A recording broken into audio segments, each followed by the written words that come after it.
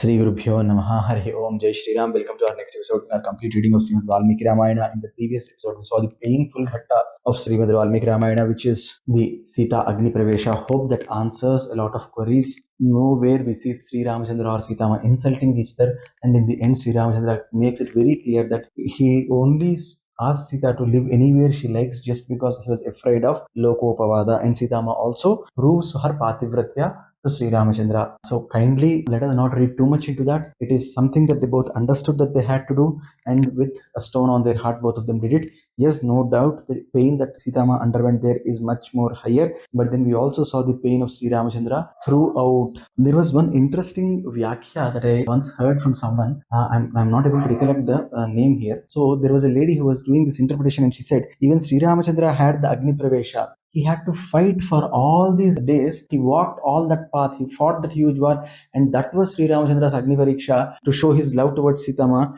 And Sitama had to literally go into fire to show her love for Sri Ramachandra. So that's a very nice interpretation. I just liked it. I wanted to share it with you. However, now let us move further. At this point of time, Maheshwara, he looks at Sri Ramachandra and he says, "Oh Sri Ramachandra, you have done a great service to the entire world by eliminating Ravana. You are the Sri Mahavishnu yourself. Now you have to go back to Ayodhya, sit on the Simhasana along with Sitama, and you have got to rule Ayodhya for a long time. You have got to establish Dharma on the earth, and at the same time you have got to do a lot of yajnas, Aswamedha and all. And then once you give the kingdom to your children, then you have to come back and rule the celestial worlds again. They all come in actually in a plane there. So in that you have got Dasharatha also. Go and do an Abhibrada to him. Then Dasharatha comes out, and Sri Ramachandra, Sitama, they all look at Dasharatha Maharaja. Dasharatha Maharaja is very, very happy. He says, "Oh Sri Ramachandra, I have heard about all the troubles and travails that you had to undergo." He quotes one of the rishis here, and he says, "The way that rishi has saved his father from Asatya doshas and all, you have saved me from Asatya dosha. I am so proud of you. I did not know that you are Sri Mahavishnu who came in this incarnation as a Manava. I also realize now all the vignas that came for your Pattabhisheka were actually created by these Devatas for the Ravana Samhara. I'm so happy that Ravana Samhara is done finally. I'm very happy you go back. Don't keep anger on anyone. Be a good ruler. The people of Ayodhya want you as a ruler, and even today I feel sad whenever I hear the words that Kaikeyi told me that day about sending you to forests and all. Even today I feel pain for it. Oh Sri Ramachandra, I'm blessed to have you as my son." And then Sri Ramachandra also prostrates and says, "Oh father, I'm so fortunate that I got you as the father. My only request to you, my dear father, would be this: don't have any anger towards Kaikeyi, don't have any anger towards Bharata." Look at Sri Ramachandra's heart here. He's saying, don't have any anger towards Kaikeyi, don't have any anger towards Bharata. Now Dasharatha Maharaja has become one among the Pitru Devatas, right? He's saying, "No problem. I don't have any anger towards them. You are such a great person." And then he looks at Lakshmana and says, "O Lakshmana, avastam dharmacharanam yasaschakulam toya enam susrushta bhaktya vaidehiya sahasitaya." The way you are serving Sri Ramachandra and Sitama, that's the great thing that you have done. He hugs Sri Ramachandra and Lakshmana also. He is very happy. He is now looking at Sitama and saying, "Oh Putri, whatever you have done is great. Please don't have any anger towards Sri Ramachandra. Kartavyo natu vaidehi manyustyagamam prati ramenedam visuddhyartham krutam vai tvadditaishina." Oh Sita, don't feel angry that Sri Ramachandra has left you. He was working for your hita. Dasharatha also knows Rajadharma, right? He is indirectly hinting that this is a part of Rajadharma that Sri Ramachandra had to follow.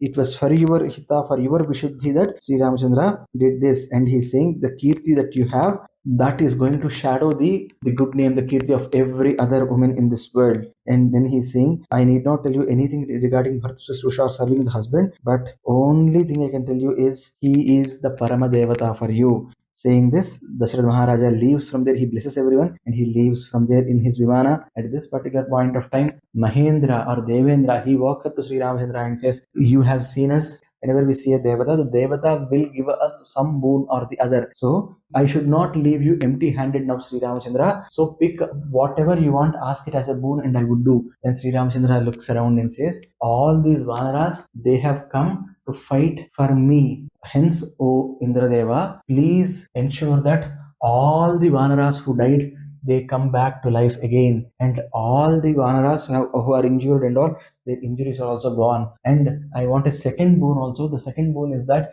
wherever these Vanaras go, they should get good fruits to eat and they should get good water to drink. Give me these two boons. Devendra gives those two boons. All Vanaras are alive. Even the dead guys, when they come back to life, and all their injuries are gone. For all Vanaras, they're all very happy. They're all like shocked as to what is happening to them. After this, all the Devatas then take leave of Sri Ramachandra. They go back to Swargaloka. Now, Sri Ramachandra looks at Vibhishana and says, "We have to start now." Vibhishana says, "No, you come into the city. Look at this beauty of the city once. I'll ensure that you get the best of the baths. You get the best of the Angaragas. I'll give you great clothes." But Sri Ramachandra says, "No, I cannot enter a city because I am in Vanavasa. If you want, you can invite Sugriva and all others. So Sugriva and all others go. They are treated very well." Vibhishana again says, "Oh Sri Ramachandra, what are you thinking about?" Sri Ramachandra says, "I have to go to Ayodhya immediately. So I need to go very quickly to Ayodhya, but I can't walk back. It will take a lot of time. I'll not be able to complete it in the stipulated 14 years. Then Vibhishana says, "I have Kubera's Pushpaka Vimana with me. That was what Ravana used to own before, but since he's dead and I am the king of Lanka, I can summon it now." And then saying this, he summons Pushpaka Vimana. Then Sri Ramachandra looks at all Vanaras and he says, "All of you go back home. All of you have a nice journey back home. And I'm really thankful to all of you for everything you have done." And at the same time, he also orders Vibhishana to reward all the Vanaraviras who fought. So Vibhishana gives all the Vanaraviras good amount of ratnas and all. Then all the Vanaras over there who have received their gifts and everything, they now look at Sri Ramachandra and Sugriva and all, and they say that they want to come to Ayodhya and see Ayodhya once. Then Sri Ramachandra accepts the request. Even Sugriva, Hanuman, everyone was the same opinion. Vibhishana says, "We Rakshasas also want to come and see Ayodhya." Then Sri Ramachandra says, "Yes, you're all welcome. Let's go to Ayodhya." They all get into the Pushpaka Vimana. As they are going in the Pushpaka Vimana, Sri Ramachandra shows every place that he traveled. He first shows the battlefield, then he shows who killed whom in which place in the battlefield, then he shows the Varadhi on the Samudra, then he shows the other side of the beach where he did the tapasya for Samudra. Then he shows all the places that they traveled. And as they are reaching Kishkindha, Sri Ramachandra shows Kishkindha to Sitama. Then Sitama says, "I want all the Vanara Stris also to join us in this Pushpaka Vimana so that we can go to Ayodhya together." Then Sri Ramachandra looks at Sugriva. Sugriva understands. So Sri Ramachandra says, "Get all the Vanara Stris to Ayodhya." Then Sugriva quickly goes and informs this to Tara. Tara quickly informs all the Vanara Stris, all the Vanara women. They also get ready. They also deck up with jewelry. And they all come into the Pushpaka Vimana. And then the Pushpaka Vimana then moves. Then Sri Ramachandra shows where he met Sugriva and all. Then Kabandha got killed. Like this, they finally reach the Bharadwaja Ashrama because they are flying in the air, right? So they'll be able to see Sringaberapura and Ayodhya also. But then they'll stop at Bharadwaja Ashrama. Here, Sri Ramachandra goes to Bharadwaja Maharshi and says, "How is my family and all?" Bharadwaja Maharshi says, "Everyone is fine. Bharata is ruling the kingdom very well, and everyone is waiting for your coming back." And then Bharadwaja Maharshi also says, "I know all the troubles and travails that you went through in Janasthana and how you went to Lanka and all. I got all the information," is what Bharadwaj Maharshi says. Sri Ramachandra, he doesn't speak much. He just stays there, and Bharadwaj Maharshi says, "You can stay here tonight." And on the day on which Sri Ramachandra comes to Bharadwaj Ashrama was, by the time all 14 years are complete, it is the 14 years plus 1 day. And the Tithi is Panchami on that day. Sri Ramachandra lands there. Then he calls Hanuman and he says, "Go quickly to Sringaberapura, tell Guha about everything that has happened and ask him for the route to Ayodhya. He'll show you the route to Ayodhya. Quickly go to Ayodhya and see where Bharata is and check if Bharata has any interest towards the kingdom. If he has any love or any inkling towards the kingdom, I will leave the kingdom to him." Then Hanuman goes from there. He goes to Guha in Sringaberapura. He informs that Sri Ramachandra has arrived back. Guha is ecstatic. He's extremely happy. He asks many questions to Hanuman. Hanuman answers all of them about whatever has happened. And then Guha shows the direction to Ayodhya. Hanuman quickly goes to Ayodhya.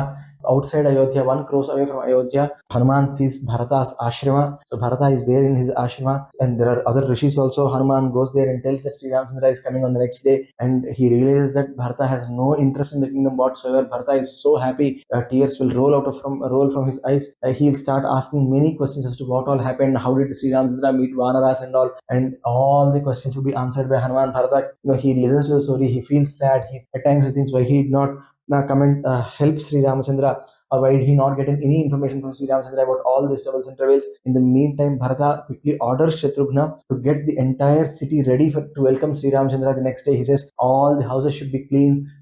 On the top of every house there should be a flag that is flying, and then he says everyone, including Sumitra Mata, Kausalya Mata, Kaikeyi Mata, everyone should come there to welcome Sri Ramachandra. He asks for all the royal assistants and everyone to assemble, make sure the city is decorated very, very nicely for the arrival of Sri Ramachandra. And then the next morning, they come to a place where the Pushpaka Vimana can land actually. So the Pushpaka Vimana comes down and they are all looking at that Pushpaka Vimana. Everyone is coming out. Bharata is hugging everyone. Hanuman is introducing all of them to Bharata. Like he's introducing Gavaksha, Mainda, Dvivida. Everyone is being introduced. But Sri Ramachandra is nowhere seen. Bharata gets angry and he says, "Oh Kapi, are you sure Sri Ramachandra is in this Vimana?" Then Hanuman says, "No, he is in." Bharata walks into it. Along with Bharata, the people go in and there they see Sri Ramachandra. Bharata prostrates to Sri Ramachandra. Sri Ramachandra prostrates to all his mothers. He hugs Bharata. He says, "I'm giving back the kingdom to you." Sri Ramachandra says, "Wait." Then in the same Vimana, they all go to the ashrama of Bharata in Nandigrama, and there they remove all these beards and all the chihnas that were there for them for all the 14 years. So Jata Nandigrame Jatam Hitva Bhratrabhis Sahitonagaha. So Sri Ramachandra gets all that removed. The mothers are there. Sitama is with them. Guru Vasishtha is there. Sri Ramachandra prostrates to him and they send back the Pushpaka. All the Vanaras, everyone is there at Nandigrama now. They are all waiting. We are all waiting for the Pattabhisheka of Sri Ramachandra. And with Sri Ramachandra's infinite grace, may we see it in our next episode. Sarve bhavantu sukhinah, sarve santu niramaya, sarve bhadrani pasyantu, ma kaschid dukkha bhag bhavet, sarvam sadguru Sri Sai Maharaj Ram Charanaravinda Arpanamastu. Swasti. Jai Shri Ram.